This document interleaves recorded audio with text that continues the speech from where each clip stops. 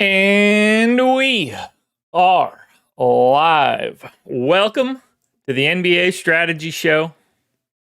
It's Monday, December 30th. We are almost finished with 2024. I am Josh Engleman here to break down a 7-game NBA slate for everybody today.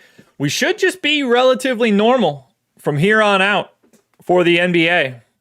Christmas holiday is done. NBA Cup is done. We're getting a balanced slate today. We do have 3 10 o'clock games, 2 7 o'clock starts, and 8, a 9, and 3 10s is not necessarily the ideal scenario, but it's also fantastic for late swaps.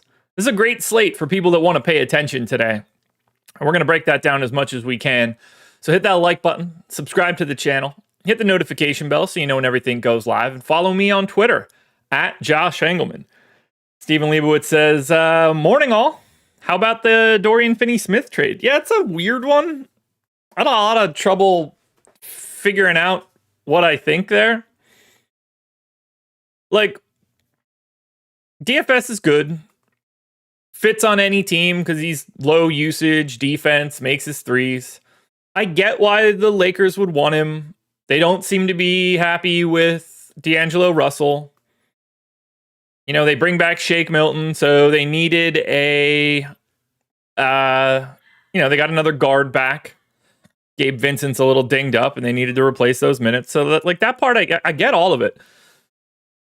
It's like running in place for the Lakers for me, for the most part. I don't think it matters all that much. It probably matters more for making sure that he didn't end up on a different team.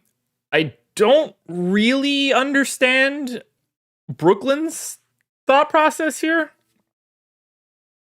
3 seconds is a weird acquisition. It does free them up with more cap room for next year. Right now they're the team that is projecting for by a mile the most cap room for next year. We'll see what that entails.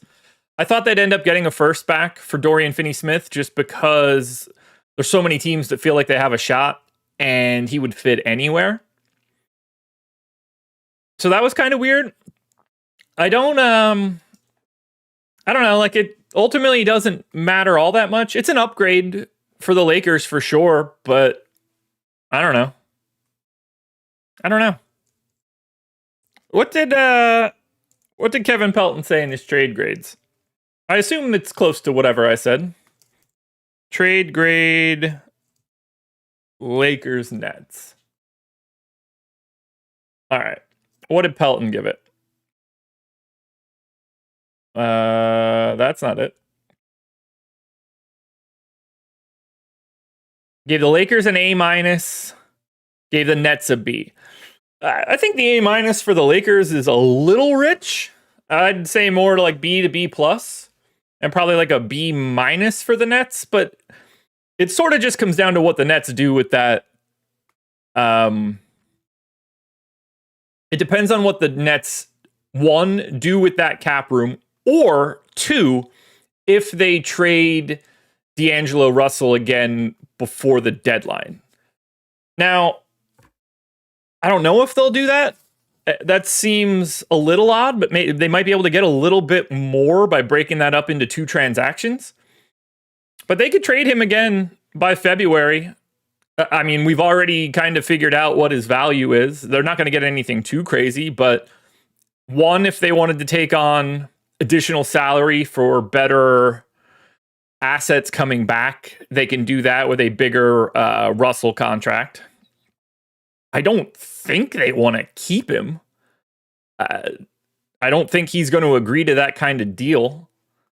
So my guess is that they try to flip him again, or they buy him out and he signs somewhere else for the rest of the year.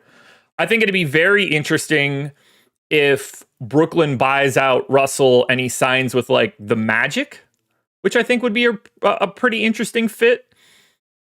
I don't think it'd be crazy if he signed with like Houston in a buyout, but I don't totally know. Orlando, I don't think, is over the first apron. Houston could be, and I just don't remember off the top of my head.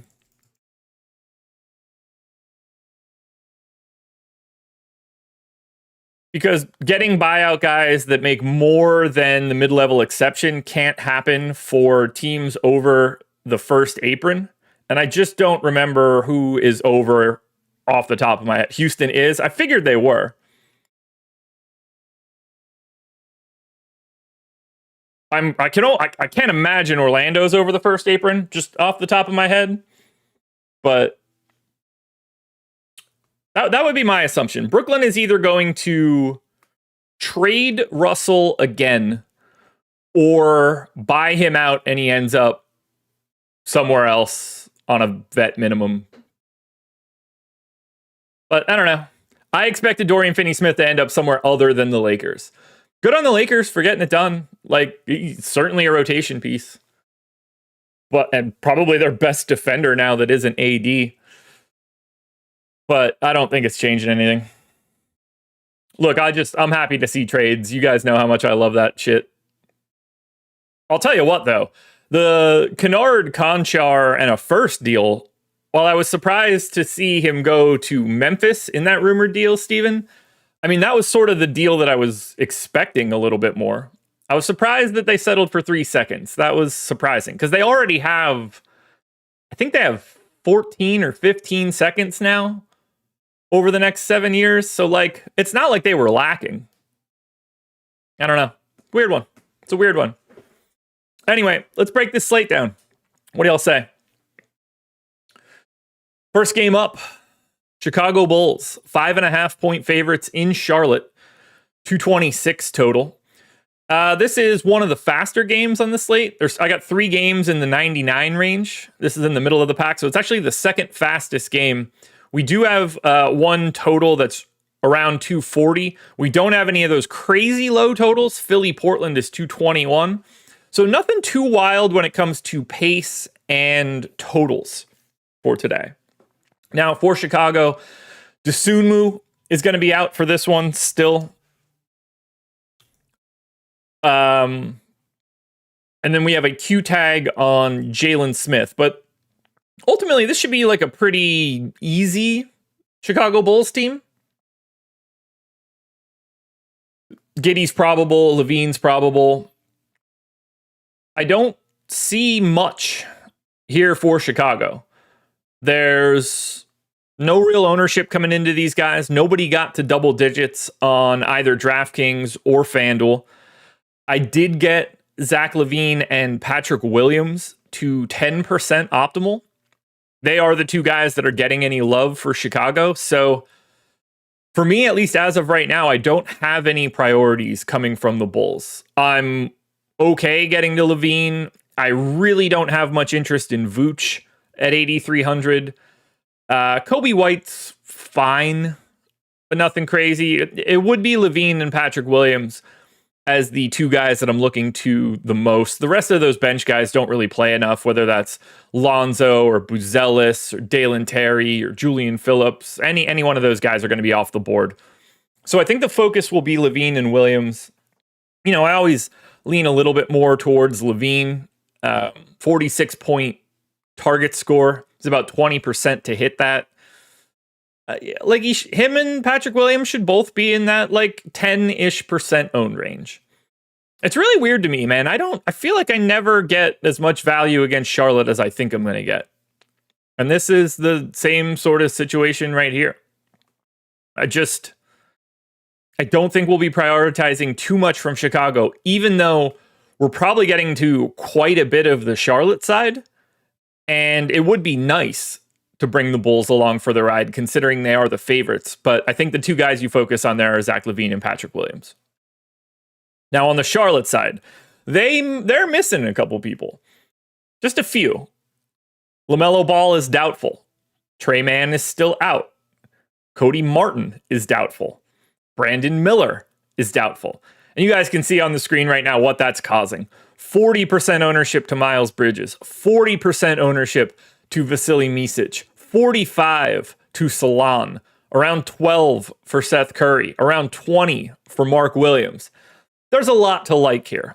And I assume some of the extremes get a bit softened as we go through the day. Like, I'd be a little surprised if we maintain 40 on 3 guys from Charlotte by the time we get to 7 o'clock. But, I mean, Bridges with no ball, no Brandon Miller, gets to take whatever shots he wants. He's very clearly the best offensive player on the team in terms of creation and scoring when these guys are gone. Now, he's way outside of his depth being the main guy, but, you know, it's Chicago, so it's not too bad. But Bridges is probably the best guy you can get to here for Charlotte. 7,300, power forward only. I had him 17% optimal, 35% chance to hit that 46-point target score. He deserves the ownership that he's getting here. Vasily Micic, you know, with no LaMelo and no Brandon Miller, we can kind of just expect Micic to start, play like 30 or 31 minutes, something in that neighborhood. That's what he's done in his starts. He's 4,600. He's around like a 0.9 fantasy point per minute guy. He's going to be a little better than neutral usage. He'll get his assist. He'll be the leader in assists, or at least he should be. He's 40% owned. Now, he was technically the most optimal guy I had. Oh, I got an itchy back. But he had the same boom score as Bridges, 35%. So Micic is obviously easier to click on because he's cheaper, and the role seems pretty well set, although they got a couple guys that could usurp him if they needed to. But I'm not surprised to see Micic getting this ownership. His role is very different when Brandon Miller and LaMelo Ball aren't going to be around. Salon, to me, feels a bit over-owned at 45%. Now, it's not that he doesn't look like a good value.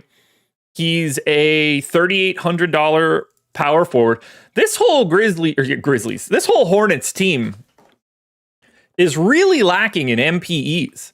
Only Josh Green and Isaiah Wong have an MPE. The rest of this team is filled out with single position guys, and that's not really ideal. So I gave Salon 26 minutes. I don't think if you're projecting that amount of time, he's a 45% owned guy. I figure he ends up more in like the 25 to 30 range when all is said and done. He did play 31 minutes last time out. That included playing the final 6.5 minutes of the third quarter and the entire fourth quarter. And like, they were getting beat pretty bad by the Warriors or by the Thunder for most of that game. I don't expect Salon to just close no matter what. Seth Curry could close in that instance. They closed with Diabate for the final 5 minutes. So like, it was pseudo blowout run as well. So I think like somewhere in that 26, 27, 28 range is okay. But that's just going to be a little bit less than the ownership we're seeing. He's a good value. I don't think he's that good of a value. Seth Curry, assuming he starts again at 3,500, I went 26 minutes. He didn't play at all in the fourth quarter of the last one. You would think this game lines up to be a little bit more competitive than a matchup against OKC, but Curry works as a value play. I had him 11% optimal. And then Mark Williams, has the opportunity to grab a couple extra minutes every time we play one of these games now until he gets back to fully stretched out and where they want him to be. But I'm not surprised to see a 1.3 fantasy point per minute guy grabbing 20% ownership in this spot. Now, I only went 22 minutes, but I do think there's a little upside there. He was 10% optimal, 24% boom rate. You're looking for 35 plus out of him. I think 22% ownership looks pretty reasonable. So like Bridges and Micic are the breakaway guys here for the Hornets. They're the best guys you can get to. I think it's pretty similar for Mark Williams, Curry, and Salon. I would argue Mark Williams looks the best, but center only kind of limits that. I don't think the gap in ownership between Salon and Curry should be 46 to 12, though. Those guys should be a bit closer. And then, if you want to get a share of Josh Green, I understand it. There's no whatever Martin today. Cody Martin, doubtful. So, like, Josh Green's going to play 30 plus. But this is going to be the team you get to the most. They're the highest owned team. They have 169% ownership on DraftKings today. The next closest team is 95. So like they're basically like two teams in one today. So make sure you're focusing on the Hornets. We'll need new data throughout the day, but the Charlotte Hornets are going to be a priority for this one. The New York Knicks are 11.5-point favorites in Washington, 229 total. We do have a Q tag on Jalen Brunson for today. Keep an eye on that one, because if Brunson happens to be out, Cam Payne and Landry Shamet and Miles McBride are all going to look way better. And we're going to end up with quite a bit of value on the Knicks, which will really change the scope of what we have for Charlotte. And clearly, we all know the matchup in this one against Washington, pretty damn good here for the Knicks. And I do want to say, I have this line 6 points ahead of where the line is at the books. That leads me to believe that Jalen Brunson is not going to play today. So if you want to try and get out in front of some props, at least based on the line right now, the Knicks should be a lot bigger than 11.5-point favorites if Jalen Brunson is playing. So I think you guys want to keep an eye on that, because if Brunson comes out, I'm going to just do this pretty quickly just to show it. So I have it at minus 17.5. The real line is Knicks minus 11.5. If I go to my model, and I'm just going to do it pretty generically just to prove the point, but if I take Jalen Brunson out and we give Cam Payne like 22 minutes and we give Landry Shamet like 22 minutes, we give Miles McBride a couple extras as well. I just want to fill those in for a second. If I do that, the line drops all the way down to 13.5. So keep that in mind. It seems like based on the look, I can tell you this much. If Jalen Brunson plays, the line is going to be a lot higher than 11.5.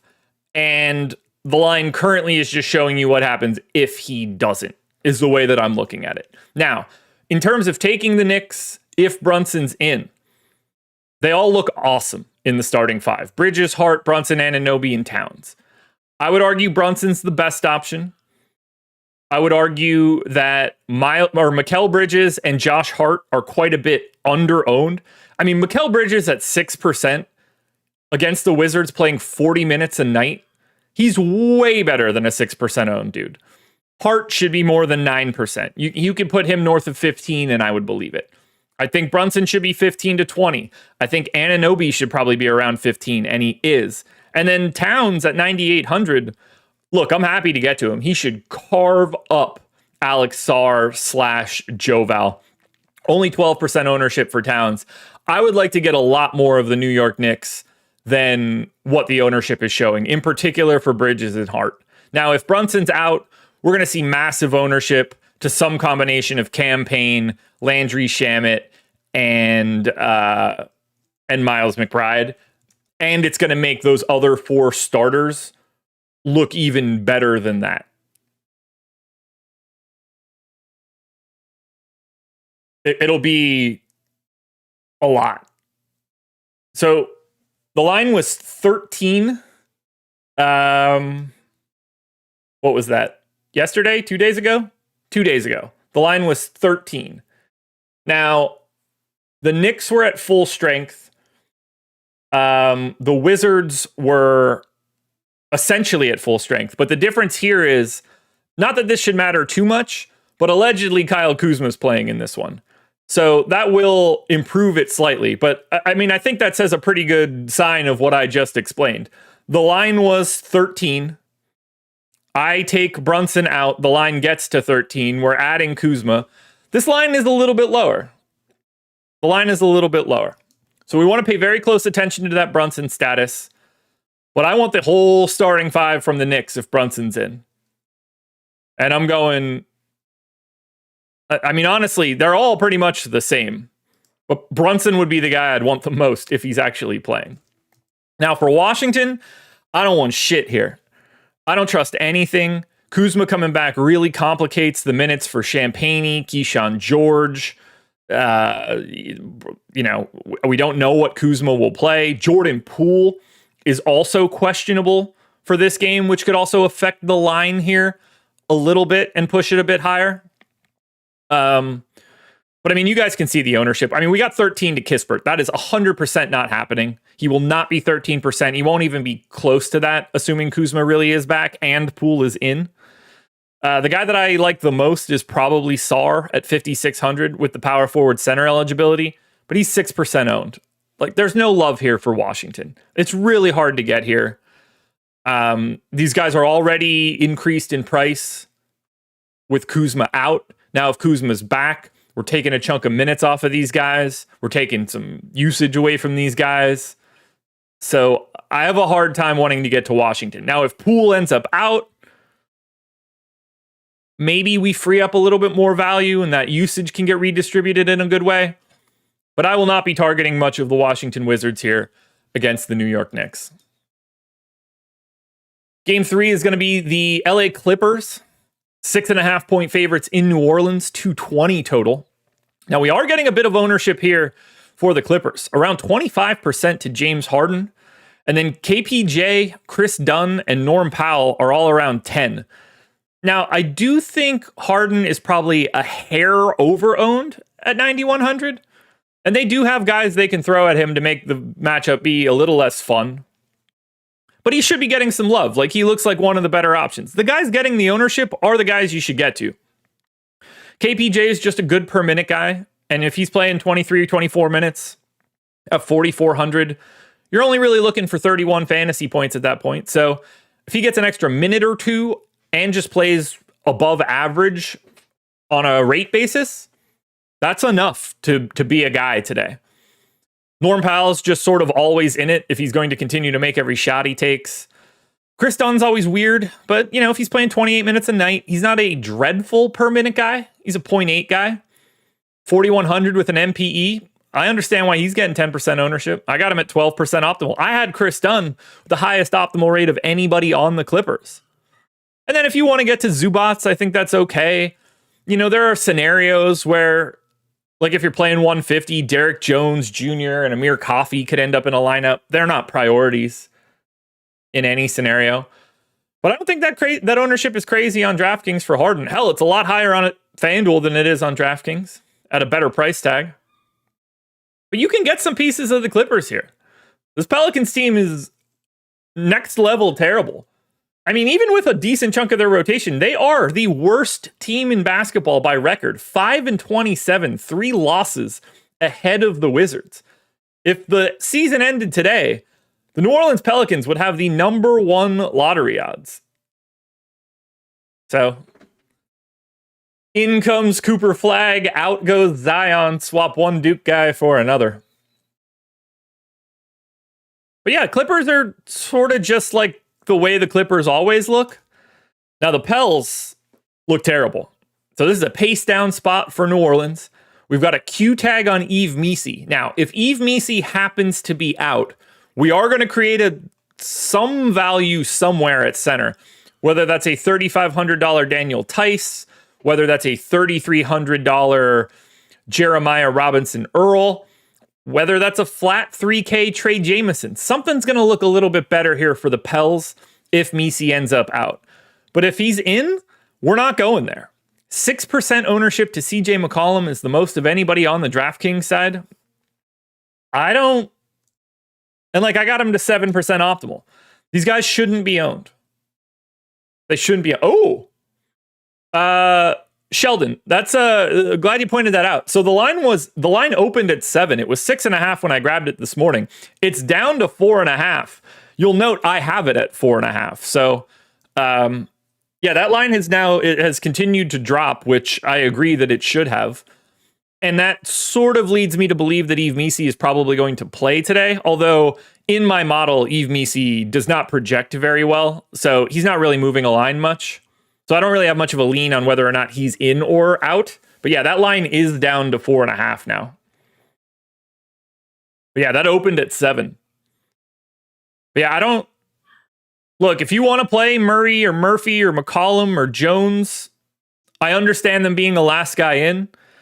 I don't really love going up against a Clippers defense, a not exactly fast matchup, pace down for the Pels. I don't have much to recommend here for New Orleans. We'll go to game 4. That would be the Denver Nuggets, 7-point favorites in Utah, 239 total. We got everybody that's normally available for Denver we still don't have Aaron Gordon, but this is the same rotation we've had these past couple games. A little north of 10% ownership to Jamal Murray, around 35 for Nikola Jokic, around 10 for Christian Brown, and then around 20 for Russell Westbrook. Not much coming into MPJ. I'd say MPJ looks a lot like Josh Hart and Mikal Bridges. He's just a little under-owned for the role that he has right now. But I mean, the biggest ownership number is coming into Jokic. I'm going to go out on a limb and say that I don't need to explain to you guys why Nikola Jokic looks like an awesome play today. He's 12K. He's center only. He's going up against a shitty Jazz team. Walker Kessler's not slowing him down.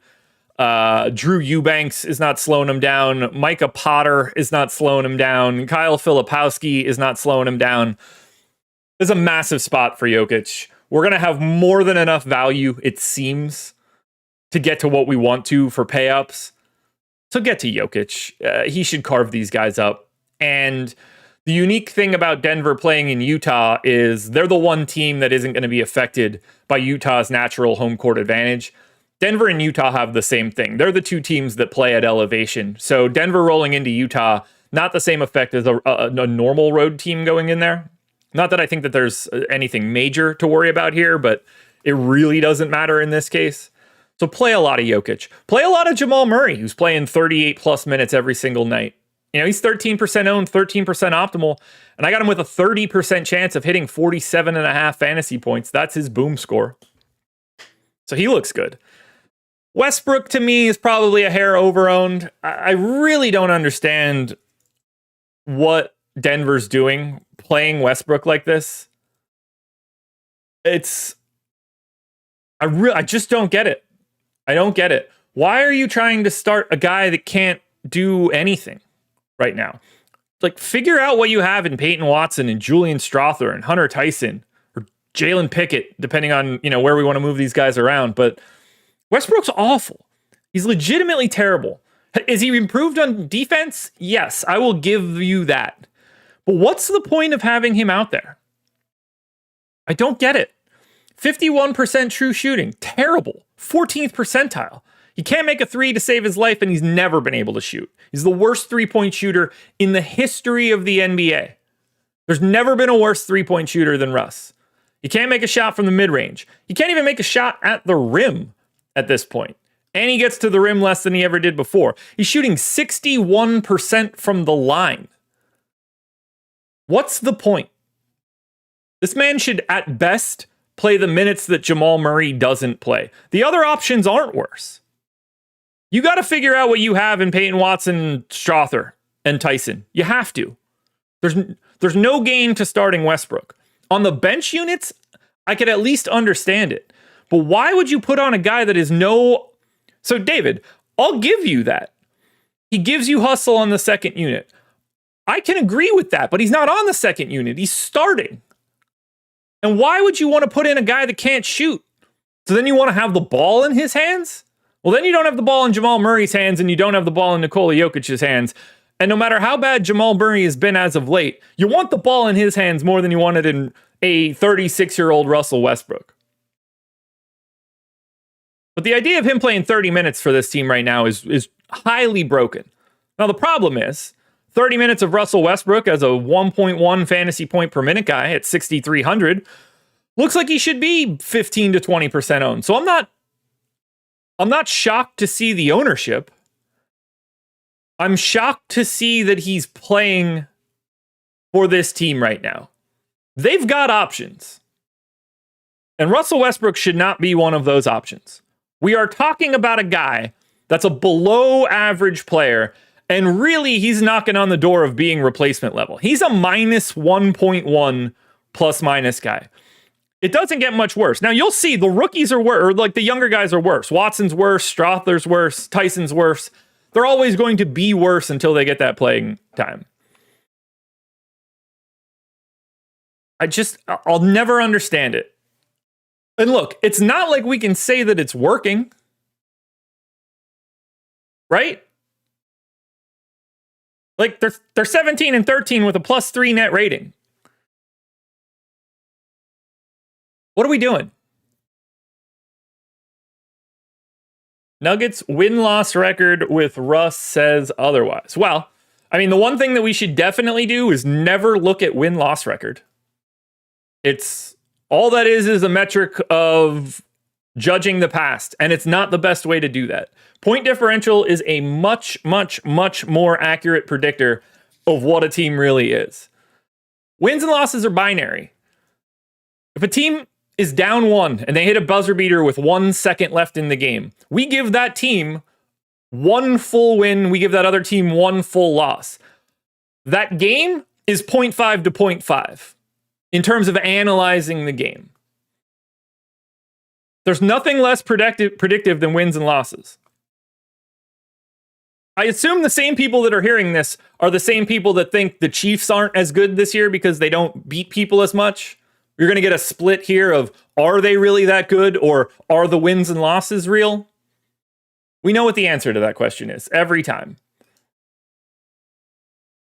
By the way, if you really want to do this, wins and losses matter, here it is for you guys. You want to see how good they are with Russell Westbrook on the floor? When Russell Westbrook is on the floor, the team has been 10.5 points worse. Worse. Their offense is 4 points per 100 possession worse. They give up 6.7 more points on defense when he's on the floor. Nothing's going well when he's out there, guys. Nothing. They get the break speed off of them. And he hasn't been good for years. They haven't been good for years. But he's killing them in 783 minutes. Absolutely, positively killing them. You want to look at win-loss records? That ain't helping. That ain't helping. They're getting boat raced when Westbrook's on the floor. Fix it, Michael Malone. Fix it. Now, that said, play a lot of Nikola Jokic. Play some of Jamal Murray. Play Michael Porter Jr. as a pivot. And unfortunately, no matter what I just said about shitting on him, DFS is not real basketball. You need to play that. You got to play Russ. He's probably the second best option on the team today. Now for Utah. Oh, by the way, since you guys are usually mildly interested in the life and times of Keith the Puppy. Keith the Puppy had a pretty good night in his crate last night. We were able to put him in at around 9 o'clock. He has been screaming and crying 24/7 when he's in lately. He slept in the crate until about 12:30. My wife woke up, went downstairs. She took him outside. He made a quick pee. She brought him back in. He went right back in his crate. Slept again until 4 o'clock in the morning until I let him out. So, you know, shout out to Keith. Yeah, Steven, 100%. I've heard Joker's been talking shit about Murray. Maybe that's why he's not starting. Murray's starting. He's playing 40 minutes a night right now. The guy that they're not... Do you mean Watson? Because I don't understand why they're not starting Peyton Watson. Or Strother. I'm happy to go either direction there. But Jamal Murray is never going to not start. So yeah, shout out to Keith. He's in the crate right now. And he's only yelped and whined 2 or 3 times since we started the show. And it's been minimal. 30 seconds at most. So our little boy is growing up. Ooh, I love it. I love it.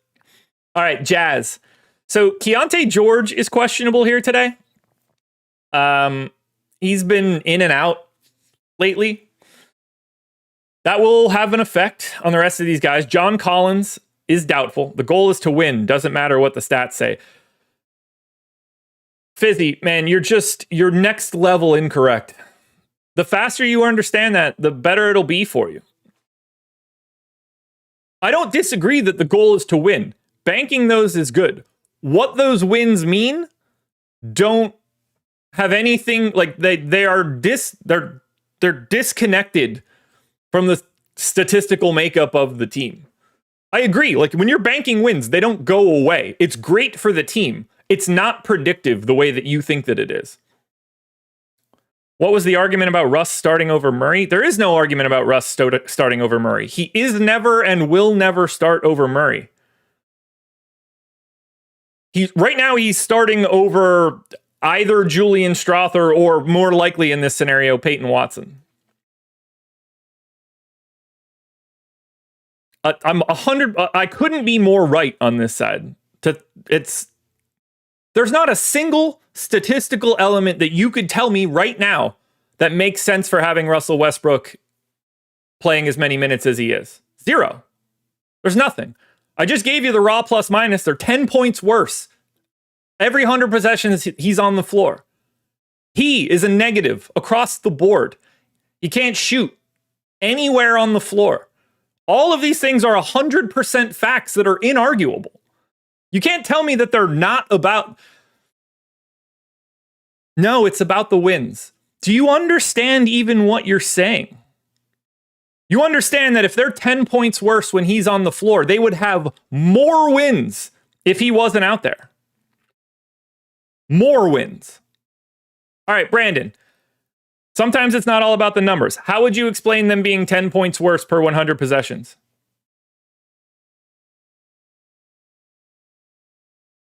I'm not disagreeing that he can't be a boost in energy off the bench and play like 16 minutes. So you're arguing Watson or Strawther are going to be better. Well, it's a combination of two things. I don't necessarily know if they're going to be better. I assume that they would, because let's be very clear here. -10 is fucking terrible. It's really terrible. I can't guarantee that they're better than that.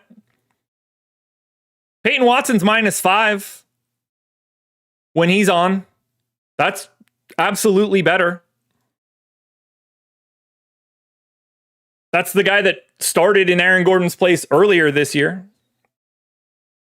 But -10 implies that they would have a better record if he wasn't playing for them. What happened to Brown? Nothing. He's still starting and playing the same minutes that he's been playing.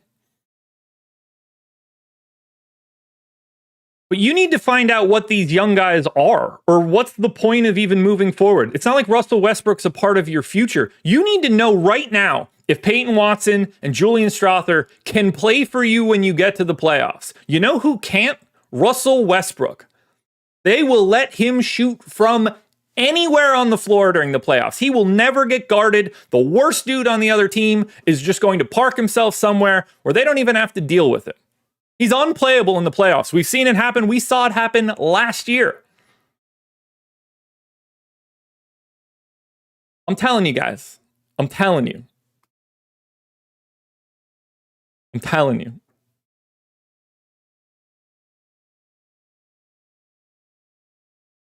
David, these are adjusted for per possession rates, so that's not at all how any of that works. It's not some sort of cumulative number. Every one of these numbers is on the exact same scale. All right, let's get to Utah, because honestly, what I'm seeing right now is the reason that I want to make this show not be live anymore. And I might have to do it. The starting lineup is exactly what it's always been, except Russell Westbrook is starting for Aaron Gordon. They haven't made any other changes. Jazz. All right. If Keontae George is in, I honestly don't think he looks awful at 5,700. Although I don't know for sure how many minutes he could play. We're getting 40% ownership to Jordan Clarkson. We're getting 25 to Walker Kessler. Oh my God. Russell Westbrook has a career record. I'm going to have to pull the plug on this ever being a live show. I can't take this. That's legit. So, okay, this is my last point. This is perfect. We're going to fill this in perfectly. Russell Westbrook is whatever the fuck career record. In your logic right now, when would you stop playing him? Because he's going to have that winning record till he's 50 years old. When do you stop playing him? How do you judge him other than that? Because based on that logic, you're playing him this year, you're starting him next year, you're starting him the year after that, because that's a really good record. And you should start him because he has a good record, right? Do you understand how preposterous that sounds? You would never take him out of the lineup based on his career record. Yeah, he was pretty good when the Thunder had Kevin Durant and James Harden. I don't know if we should count those wins the same. Good God, that might legitimately be the least intelligent point that anybody's ever brought to chat. It has to be. It has to be. Okay, so I don't expect Jordan Clarkson to be 40% owned if Keontae George is in, but he looks really good. Walker Kessler looks solid. I think the big takeaway here is the total. We got a 239 total in this game. It's the third fastest game.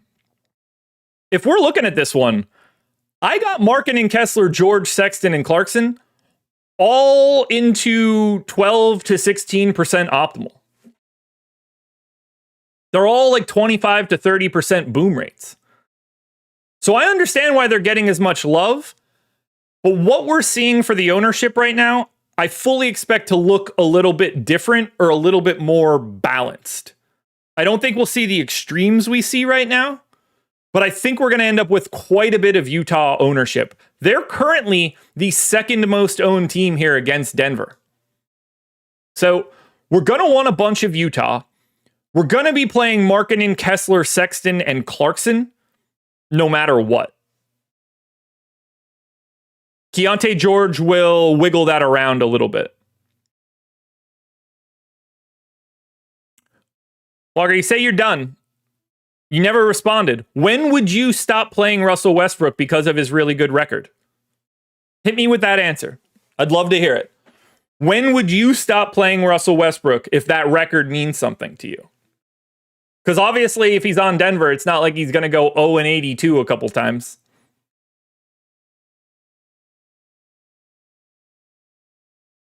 So we need that Keontae George news. But Utah is the second best team right now. All right, before we go any further, let's hit on the schedule for the rest of the day. We've got the NFL strategy show coming up at 10:15. That's going to be Laffy and Matt Gajewski. Monday Night Football, folks. This is the last Monday night game? There's not one next week, right? This is probably the last Monday night game. They don't usually have Monday Night Football in the final week, right? Let me make sure I'm right. Yeah, no Monday Night Football. No Thursday Night Football either. So no more primetime regular season games. I will be back with Spags tonight at 5 o'clock for the deeper dive. Emac and Greg will be on Live Before Lock at 6 p.m. And then Laffy and Gajewski are back again at 7:15 for the final Monday Night Football Live Before Lock of the season.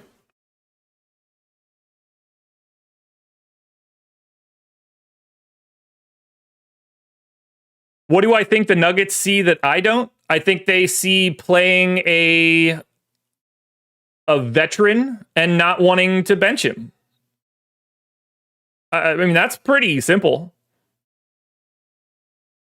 They're wrong. They're unequivocally wrong. We got to stop acting like advanced stats don't tell the story we think they tell. Every other industry on the planet will rely on their data to make these decisions and not just gut decisions. I don't know why we think sports are any different. If you're playing 36-year-old Russell Westbrook 30 minutes a night right now on a team that's contending, you're not actually contending. You're hurting the best player in the world. All right. 3 to go. We're going to have to pick up the pace because I didn't understand that I was going to have to justify Russell Westbrook in the year 2024.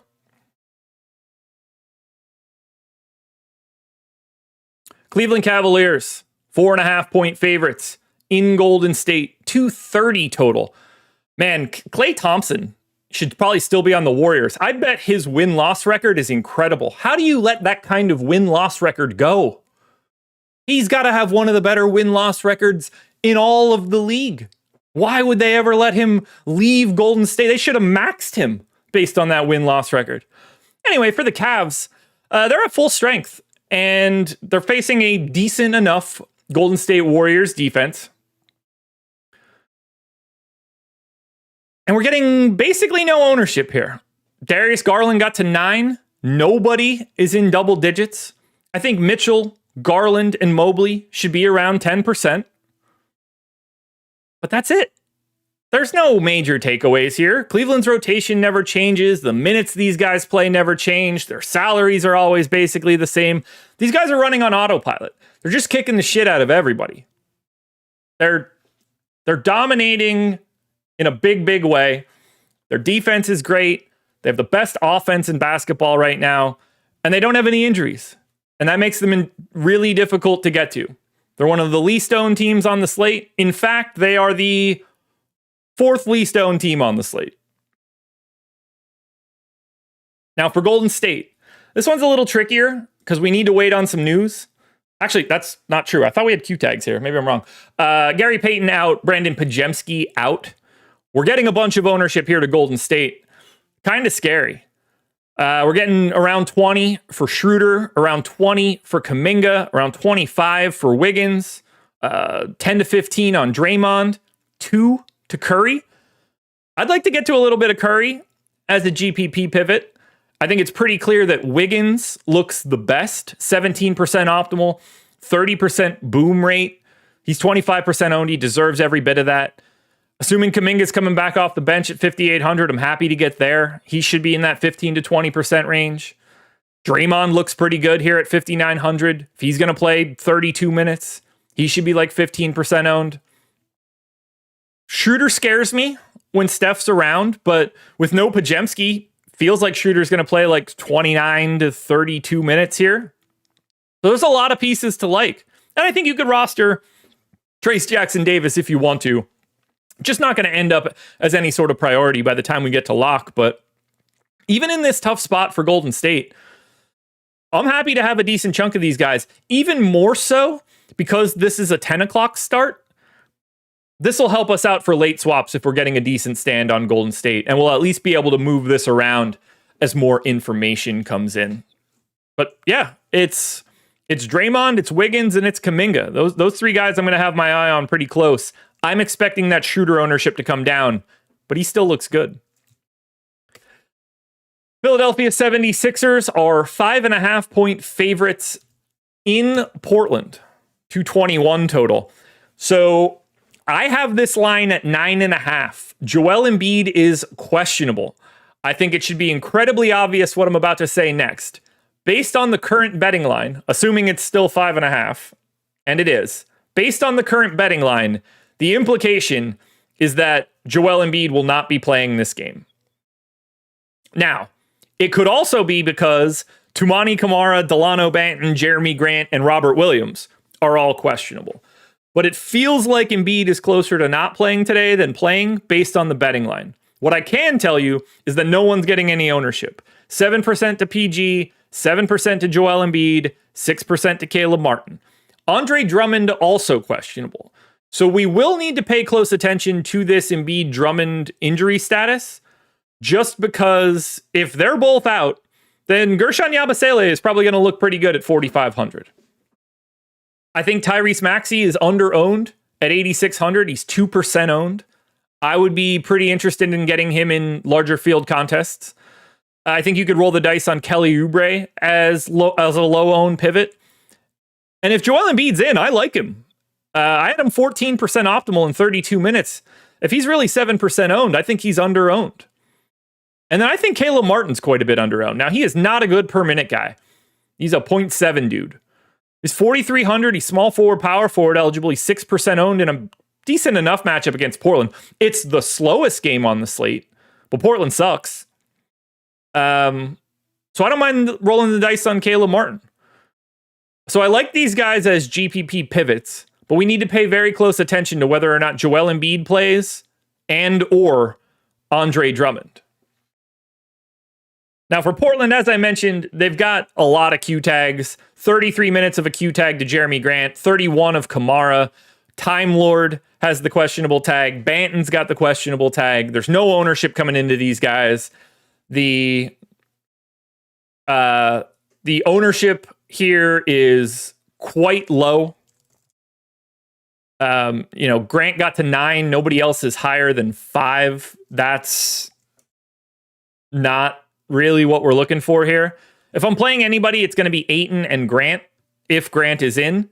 But Portland could look a lot different and create a lot of value depending on who's in and who's out. Like if Grant and Kamara both sit, we're talking about needing 64 more minutes distributed through these guys. That could create a Delano Banton value if he happens to be in. We could end up getting to Denny Avdia or Scoot Henderson or Chris Murray.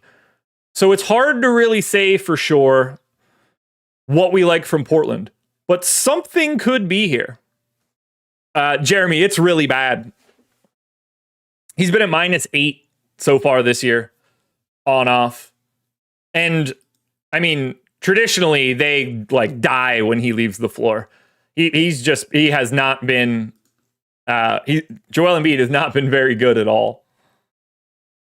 I think a lot of that has to do with the 56% true shooting and 28% from 3.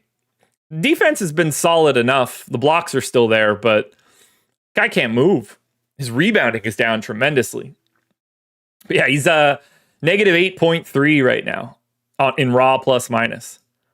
So keep your eyes peeled on Portland. We just need that news. Again, I like kind of getting to some of these games if we have a lot more for late swap. Finally, for Dallas, they're 3.5-point dogs in Sacramento, 230 total.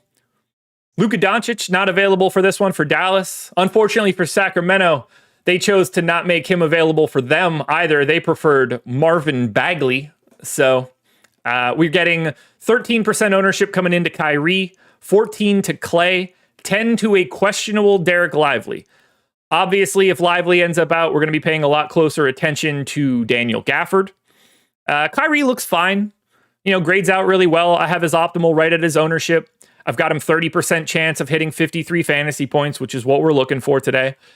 There's no Luka around, and Sacramento's defense is not good. And I assume it's going to get worse under Doug Christie and not Mike Brown. So get yourself some Kyrie. Happy to pay up at 8,900. I do think the dynamic between him and like Tyrese Maxey is kind of interesting. So keep an eye there. Clay's playing real minutes now, 30, 31 minutes.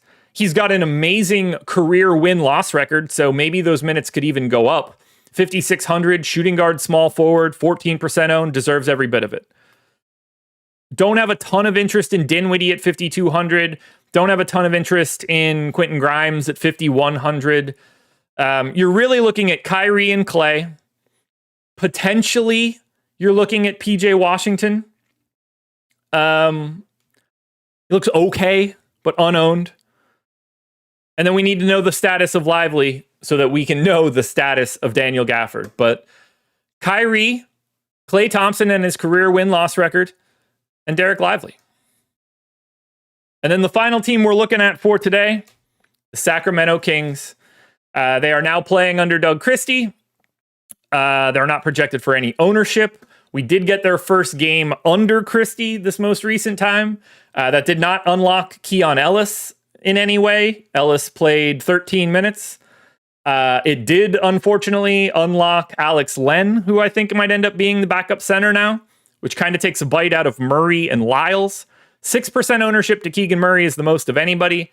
You can always get Fox. You can always get DeRozan. You can always get Sabonis. You can get Murray. But there are no priorities here for Sacramento. It's a pace down spot for the Kings. We're live to see them make rotational changes under a different coach now, and we don't know what they could be. But yeah, like, is Sabonis underowned in GPPs? A little. Is Fox underowned in GPPs? A little. I think Sacramento kind of looks a little bit like Philly. Like, I'm happy to get to a little bit more Maxey, and I'm happy to get to a little bit more Fox too. But there's nobody on Sacramento that we should be going crazy for.